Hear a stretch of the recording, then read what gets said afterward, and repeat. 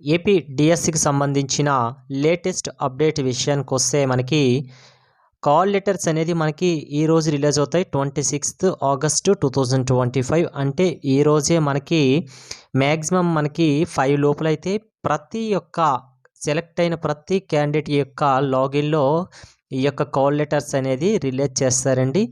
Okay, అయితే ఈరోజు release అయిపోతాయి ఇవి కాల్ లెటర్స్. అయితే డాక్యుమెంట్ వెరిఫికేషన్ ప్రాసెస్ అనేది మనకి 28 నుంచి అయితే జరుగుతుంది. అంటే మనకి ఈరోజు మంగళవారం అంటే గురువారం నుంచి అయితే మనకి డాక్యుమెంట్ వెరిఫికేషన్ అనేది స్టార్ట్ అవుతుంది. అయితే దీనికి సంబంధించిన ఈ యొక్క కాల్ లెటర్స్ 26 చెప్పాము, డాక్యుమెంట్ వెరిఫికేషన్ 28 అని చెప్పాము. అయితే ఈ 27th లోపల అయితే మనకి కంపల్సరీగా అయితే ఫైల్స్ అనేది అప్లోడ్ చేయాలి. ఫైల్స్ అనేది అప్లోడ్ చేయాలి. ఎవ్రీ వన్ కూడా అప్లోడ్ చేయాలి. అయితే చాలామంది కూడాను అభ్యర్థులు అయితే మేము సెలెక్ట్ అవ్వం కదా, మేము ఎందుకు డాక్యుమెంట్ చేయాలి, ఓన్లీ కాల్ లెటర్స్కి సంబంధించిన వాళ్ళే అప్లోడ్ చేయాలి, లేకపోతే రిమైనింగ్ పర్సన్స్ కూడా అప్లోడ్ చేయాలా అంటే ఒకటండి, ప్రతి ఒక్కరు కూడాను మీ యొక్క లాగిన్ ఐడిలో లాస్ట్ ఆప్షన్లో ఫైల్స్ దగ్గర అప్లోడ్ అనే ఆప్షన్ వచ్చింది. అక్కడ డాక్యుమెంట్స్ అన్నీ కూడాను అప్లోడ్ చేయాలి. అక్కడ మీరు చూడండి, ఆల్రెడీ ఎవరైతే డాక్యుమెంట్స్ అప్లోడ్ చేశారో వాళ్ళకి బ్లూ కలర్గా కనిపిస్తుంది. ఎవరెవరైతే అప్లోడ్ చేయలేదో వాళ్ళందరికీ కూడా ఎంటీగా కనిపిస్తుంది. కాబట్టి ఆ యొక్క వాళ్ళు ఇచ్చిన సైజులో మీ యొక్క డాక్యుమెంట్స్ అనేది స్కాన్ చేసి అప్లోడ్ చేయండి. ప్రతి ఒక్కరు కూడా అప్లోడ్ చేయండి. ఎందుకని కూడా మీకు కాసేపు అయ్యాక నేను చెప్తాను. అయితే ప్రతి ఒక్కరు అప్లోడ్ చేయాలంటే ప్రతి ఒక్కరు కూడా అప్లై చేస్తే బెటర్. ఎందుకంటే కాల్ లెటర్స్ వచ్చిన వాళ్ళే అప్లై చేసి డాక్యుమెంట్ వెరిఫికేషన్కి వెళ్తారు కదా, మేము ఎందుకు అప్లై చేయాలని చాలామంది అంటున్నారు. వాళ్ళకి కూడాను మీకు ఎందుకు అప్లోడ్ చేయాలనేది కూడాను రీజన్ చెప్తాను.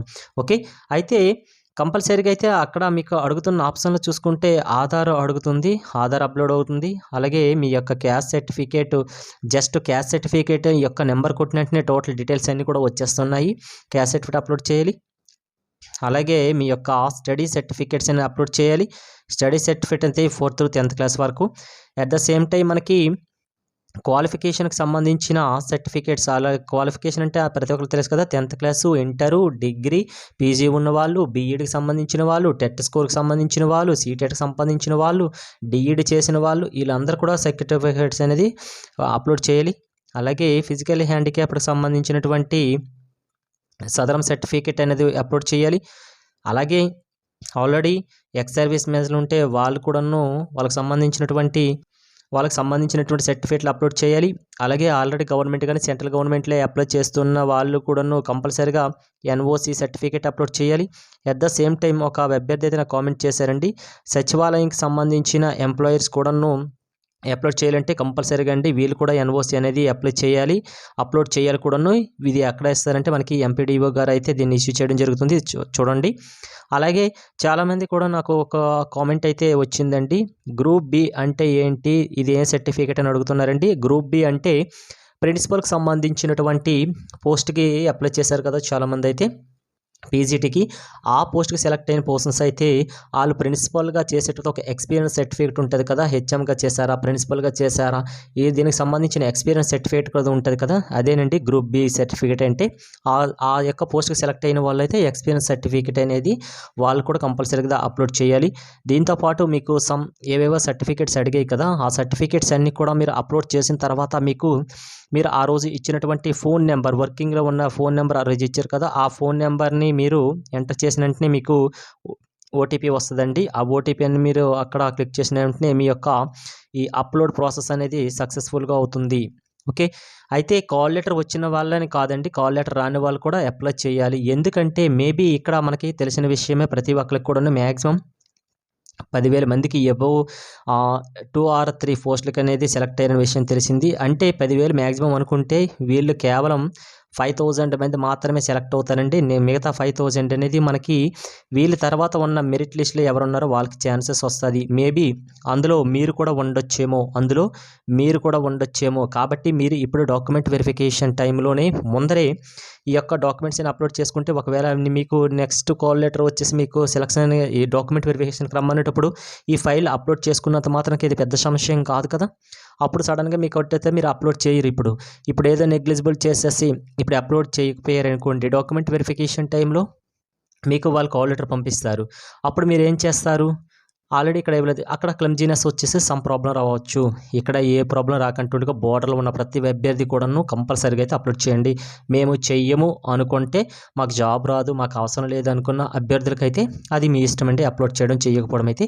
కానీ కంపల్సరీగా మాకు జాబ్ వస్తుంది, బోర్డర్లో ఉన్నాము, మేబీ మాకు ఛాన్స్ వచ్చే అవకాశాలు ఉన్నాయని అభ్యర్థులు అయితే మాత్రం పక్కాగా అయితే మాత్రం కాన్ఫిడెంట్గా అప్లోడ్ చేయండి. ఎందుకంటే ఈసారి వస్తుంది. నెక్స్ట్ అనేది చాలామంది పీజీటీకి సెలెక్ట్ అయ్యారు, అలాగే ఎస్ఏకి సెలెక్ట్ అయ్యారు. కొందరైతే ఎస్ఏకి సెలెక్ట్ అయ్యారు, అలాగే ఎస్జిటికి కూడా అప్లై చేశారు. ఈ రెండింటికి సెలెక్ట్ అయ్యారు కొందరు, ఈ రెండింటికి సెలెక్ట్ అయ్యారు. అయితే మీరు ఫస్ట్ ప్రిఫరెన్స్ దేనికి ఇచ్చారో దాన్ని మాత్రమే వాళ్ళు కన్సిడర్ చేశారు. ఓకే, 100% దాన్ని కన్సిడర్ చేశారు. ఇక్కడ ఇది ఎటువంటి చేంజెస్ అవ్వదు. కాబట్టి ఒకవేళ మీరు ఫస్ట్ ప్రిఫరెన్స్ ఎస్ఏకి ఇస్తే ఎస్ఏ వస్తుంది, ఎస్జిటికి ఇస్తే ఎస్జిటికి వస్తుంది, పీజీటీకి ఇస్తే పీజీటీకి వస్తుంది. అంతే తప్ప నీకు ఎస్జిటి సెకండ్ ప్రిఫరెన్స్ ఇచ్చేసి ఎస్జిటి ఫస్ట్ ప్రిఫరెన్స్ ఇచ్చి ఎస్ఏ సెకండ్ ప్రిఫరెన్స్ ఇచ్చేటప్పుడు నీకు ఎస్ఏ ఎవరు, ఓన్లీ ఎస్జిటి మాత్రమే ఇస్తారు. నీకు ఇందులో గుడ్ మార్క్స్ వచ్చినా మంచి ర్యాంక్ వచ్చినా కూడా ఇవ్వరు. కాబట్టి ప్రతి అభ్యర్థికి కూడా బోర్డర్లో ఉన్న వాళ్ళకి ఛాన్సెస్ ఉంది. కాబట్టి దయచేసి మీరు ఈ ఫైల్స్ అప్లోడ్ ఈ ఆప్షన్ అనేది మ్యాక్సిమం మనకి రేపటి వరకు కనిపిస్తుందేమో. ఎందుకంటే ఈ యొక్క అప్లోడ్ ఆప్షన్ ఎంతసేపు ఉంటుందని ఎవరికీ తెలియదు. కాబట్టి టైం ఉండేటప్పుడే మీరు అప్లోడ్ చేసుకోండి, మళ్ళీ చెప్తున్నాను. ఓకే, అయితే ప్రజెంట్ అయితే మనకి కాల్ లెటర్కి సంబంధించినటువంటి ఎవరెవరికి రిలీజ్ అయ్యంటే ప్రస్తుతానికైతే ప్రిన్సిపల్కి సంబంధించినటువంటి కాల్ లెటర్స్ అనేది రిలీజ్ అయిపోయండి. ప్రిన్సిపల్కి సంబంధించినటువంటి వాళ్ళ కాల్ లెటర్స్ వచ్చేసాయి. ఆ కాల్ లెటర్లో ఉన్నది ఏంటంటే వాళ్ళు ఎక్కడ అటెండ్ అవ్వాలి, వెన్యూ అనేది ఇచ్చారండి. వాళ్ళు ఏ కాలేజీలో సర్టిఫికేట్ వెరిఫికేషన్కి వెళ్ళాలి, అయితే ఏ డిస్ట్రిక్ట్కి ఆ డిస్ట్రిక్ట్లో వెరిఫికేషన్ అవుతుందండి. అయితే నాన్ లోకల్గా అప్లై చేసుకున్న అభ్యర్థులు మాత్రం, ఫర్ ఎగ్జాంపుల్ మీరు శ్రీకాకుళం లోకల్ కానీ అప్లై చేసేది మీరు అనంతపురంకి అప్లై చేశారా, లేకపోతే కర్నూలుకి అప్లై చేశారా, చిత్తూరుకి అప్లై చేశారనుకోండి, మీ డాక్యుమెంట్ వెరిఫికేషన్ అనేది కంపల్సరీగా నాన్ లోకల్ అక్కడికి అప్లై చేశారు కాబట్టి అక్కడికి వెళ్ళి డాక్యుమెంట్ వెరిఫికేషన్ చేసేసుకోవాలి. కాబట్టి వెనుకార్డులు ఈ డీటెయిల్స్ అన్నీ ఉన్నాయి. అలాగే ఏ డాక్యుమెంట్స్ అనేది వెరిఫికేషన్కి పట్టుకెళ్ళాలి అనేది కూడాను మీ యొక్క హాల్ టికెట్స్ పైన ఇచ్చారు. అలాగే నిన్న రిలీజ్ అయిన ప్రెస్ నోట్కి సంబంధించిన ఆల్రెడీ ప్రీవియస్గా మార్నింగ్ ఒక వీడియో రిలీజ్ చేశాను కదా, ఆ వీడియోలో కూడాను ఏ డాక్యుమెంట్స్ అనేది ప్రాపర్గా ఉండాలి అని కూడా చెప్పడం జరిగింది. అట్ ద సేమ్ టైం అండి, పక్కాగా మాత్రం 3 సెట్స్ అనేది జిరాక్స్ కాపీస్ ఉండాలండి. మీకు సంబంధించినటువంటి డాక్యుమెంట్స్ ఉంటాయి కదా, ఈ డాక్యుమెంట్స్ అన్నీ కూడాను కంపల్సరీగా 3 సెట్ జిరాక్స్ కాపీస్ ఉండాలి. ఈ జిరాక్స్ కాపీల పైన గజిటెడ్ ఆఫీసర్ సైన్ ఉండాలి. ఓకే, దయచేసి చూడండి, మీ గజిటెడ్ ఆఫీసర్ సైన్ చేసేటప్పుడు ఆ సార్ కొద్దిగా స్పీడ్లోన డేట్ అయితే వెయ్యరు కదా, కంపల్సరీగా అయితే డేట్ వేయమని చెప్పండి. ఒకవేళ సార్ స్పీడ్లో డేట్ వేయకపోయినా సార్ డేట్ మర్చిపోయారు సార్ అనేసి మీరు రిక్వెస్ట్ చేయండి. ఎందుకంటే గజిటెడ్ ఆఫీసర్స్ అంటే ఆసామాస్ కాదు కాబట్టి మీరు వాళ్ళకి రిక్వెస్ట్ సార్ డేట్ వేయండి సార్ అంటే డేట్ వేస్తారు. అట్ ద సేమ్ టైం వాళ్ళు ఒక స్టాంప్ అనేది వేస్తారు. స్టాంప్ అనేది కూడాను మర్చిపోవద్దు. సార్ స్పీడ్లో ఉండేటప్పుడు మీరు గుర్తు చేయండి, ఎందుకంటే జాబ్ మనకు అవసరం కాబట్టి కంపల్సరీగా అయితే సార్ గుర్తు చేయండి. ఏంటి డేట్ అనేది కంపల్సరీగా తన సైన్ కింద ఉండాలి date. At the same time stamp కూడా వేసేటట్టుగా చూసుకోండి. ఈ రకంగా 3 సెట్స్ అనేది డాక్యుమెంట్స్ అన్నీ కూడాను పట్టుకెళ్ళండి. అలాగే రీసెంట్గా తీసుకున్న ఫోటో, ఓకే, మ్యాక్సిమం అనేది 5 ఫొటోస్ అయితే మాత్రం కంపల్సరీగా మీరు పట్టుకెళ్ళండి, రీసెంట్గా తీసుకుంది. ఓకే, అంతేగప్ప ఏదో స్టైలిష్గా స్పెటికల్స్ పెట్టుకొని లేకపోతే క్యాప్ పెట్టుకొని ఇటువంటి వద్దండి. బ్యాక్గ్రౌండ్ మనకి ప్లెయిన్గా ఉండేసి మంచిగా డీసెంట్గా ఒక ఫోటో అయితే ఫార్మల్గా ఒకటి తీసేసి పట్టుకెళ్ళండి. అరగా ఎన్ని ఫొటోస్ అంటే 5 ఫొటోస్ పెట్టుకెళ్ళండి. ఓకే, గజిటెడ్ ఆఫీసర్ సైన్ అయితే మస్ట్ అండ్ షుడ్ బి అండి. ఫొటోస్ కూడా మర్చిపోవద్దు. రిమైనింగ్ డాక్యుమెంట్స్ అన్నీ కూడా అందరికీ తెలిసిందే ఏవే పట్టుకెళ్ళాలనేది.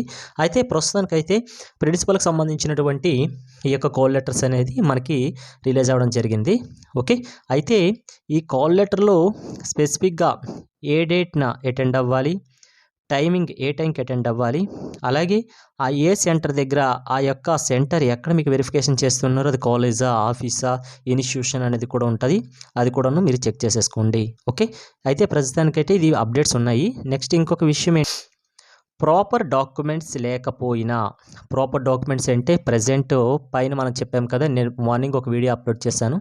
ఆ యొక్క డాక్యుమెంట్స్లో ఏదైనా లేకపోయినా, ఫేక్ డాక్యుమెంట్స్ మీరు సబ్మిట్ చేసినా, లేకపోతే జిరాక్స్ కాపీ అప్లోడ్ చేసినా, రిజెక్ట్ చేస్తారు మిమ్మల్ని రిజెక్ట్ చేసిన తర్వాతే నెక్స్ట్ మీ తర్వాత ఎవరైతే మెరిట్లో ఉన్నారో సెకండ్ ప్లేస్లో ఉన్నారో వాళ్ళని పిలవడం జరుగుతుంది.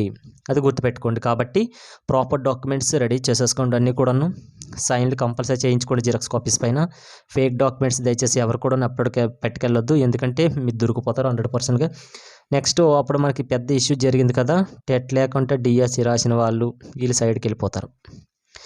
మినిమం క్వాలిఫై మార్క్స్ లేకుండా కూడాను టెట్ రాసిన వాళ్ళు కూడాను వీళ్ళు కూడా సైడ్కి వెళ్ళిపోతారు. నెక్స్ట్ మీరు అప్లై చేసే పోస్టులకి ఆల్రెడీ మార్నింగ్ ఒక వీడియోలో కూడా ప్రెస్ నోట్ సార్ రిలీజ్ చేశాను నిన్నను, అలాగే నేను కూడా ఎక్స్ప్లెయిన్ చేయడం జరిగింది.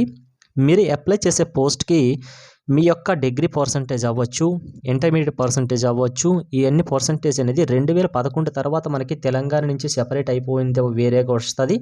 అంతకుముందులో కలిసి ఉన్నప్పుడు తెలంగాణ మంది కలిసి ఉన్నప్పుడు ఆ వేరేగా పర్సెంటేజ్ ఉంటాయి. ఆ పర్సెంటేజ్లకు వాళ్ళు ఇచ్చే పర్సెంటేజ్కి ఏమాత్రం ఇది ఎక్కువైనా నో ప్రాబ్లం అండి, ఈక్వల్గా ఉన్న కూడా నో ప్రాబ్లం అండి. ఈక్వల్ కంటే తక్కువగా ఉంటే మాత్రం ప్రయారిటీ తగ్గిపోతుంది. ఫర్ ఎగ్జాంపుల్ మీకు డిగ్రీలో వాళ్ళు 50% అడిగారనుకోండి, నీకు 51% వచ్చినా నో ప్రాబ్లం, 50 వచ్చినా నో ప్రాబ్లం. అంతే తప్ప మీకు 49% వచ్చిందనుకోండి, మిమ్మల్ని కొద్దిగా సైడ్ చేసే ప్రాసెస్ కూడా జరగవచ్చు. కాబట్టి మీ పర్సంటేజ్లు కరెక్ట్గా ఉన్నాయి లేదని మీరు చెక్ చేసేసుకోండి. అట్ ద సేమ్ టైం వాళ్ళు డాక్యుమెంట్ వెరిఫికేషన్ చేస్తారు కదా, ఈ డాక్యుమెంట్ వెరిఫికేషన్ చేసినంత మాత్రంకి సెలెక్ట్ అయినట్టు కాదు. ఎందుకంటే మీ యొక్క merit list at the same time me qualification అర్హతలను వీటిని ఆధారంగా మాత్రమే మనకి సెలెక్ట్ చేయడం జరుగుతుంది. అంతే తప్ప డాక్యుమెంట్ వెరిఫికేషన్కి వెళ్ళినంత మాత్రానికి జాబ్ వచ్చినట్టు కాదు. అయితే ఇప్పటి వరకు ఉన్న అప్డేట్స్ ఇవ్వండి. అయితే మనకి ఇది సెప్టెంబర్ ఫస్ట్ వీక్ కల్లా ఈ ప్రాసెస్ జరుగుతుంది. పోస్టింగ్ అయితే మాత్రం సెప్టెంబర్ సెకండ్ వీక్ అయితే అయ్యే ఛాన్సెస్ అయితే ఎక్కువగా ఉన్నాయి. Okay, thank you.